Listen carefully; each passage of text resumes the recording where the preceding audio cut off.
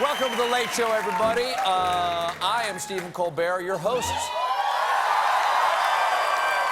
Your host for the next hour. Now, your president for the next 4 years will be Donald Trump.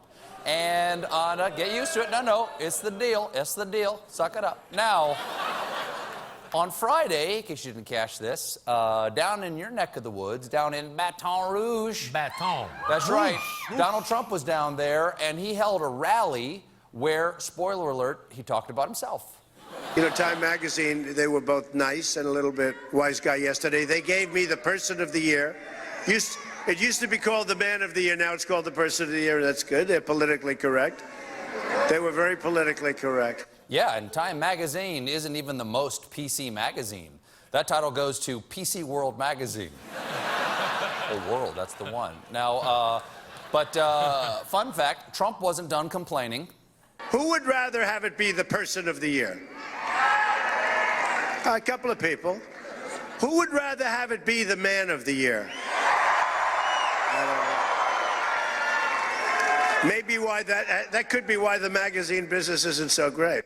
Yeah, could be. Magazines do way better when you use the word man. I mean, just ask the editors of People Who Are Men magazine. Yeah. That was Dwayne the Male Johnson. Right. And, as Johnsons are, I think. Yeah. And this could be a thing. It looks like Trump will nominate ExxonMobil CEO Rex Tillerson to be Secretary of State. I gotta say, Rex Tillerson could be one of the most oil tycoon names of all time. Right behind Tex Drillerson. And it's a great name, and I know a lot of names so far have been floated for Secretary of State, but Tillerson might have the edge because he is close to Vladimir Putin.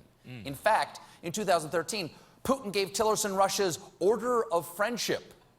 And you want to be Vladimir's buddy, because Putin believes in keeping his friends close and his enemies in a bag. But of course, the big story today is that the CIA has reported to the Senate that Russian hackers acted to aid Trump in the election. So Trump was right. The election was rigged.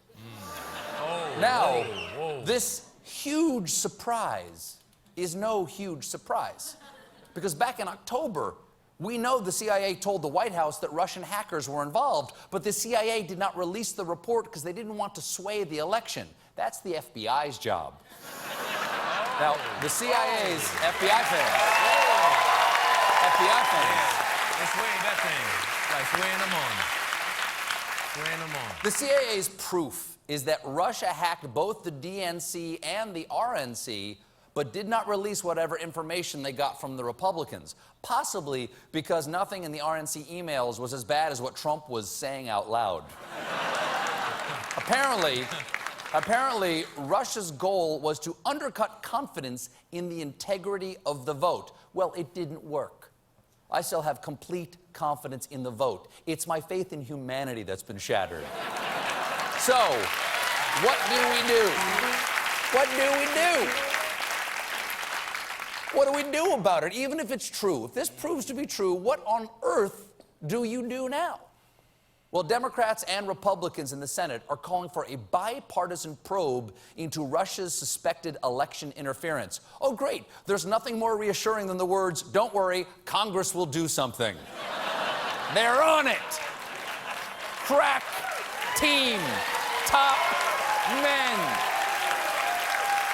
Shoo. And what if they find out the Russians did hack our election? What are we supposed to do then? Well, some people are saying we should have an election do-over. All right, somebody go to the woods and find Hillary. Ollie, ollie, oxen free.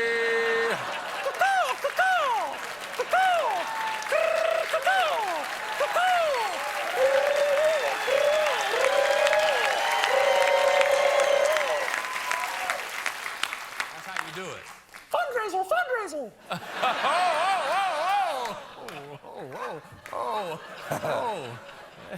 Now, I didn't know they made that sound. not everyone believes the Russians are behind this. For instance, the Trump folks released a statement calling the CIA story into question, saying, these are the same people that said Saddam Hussein had weapons of mass destruction. Ouch. Harsh words, but true. You know, it was true.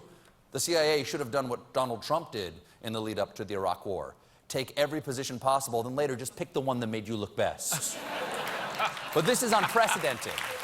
This is unprecedented.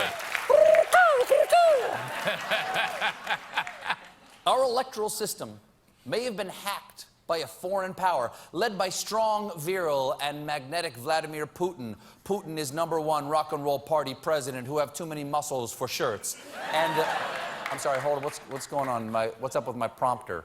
Something was weird. Hey, let me check out with my prompter operator, Johnny Cowboy. Johnny, what's...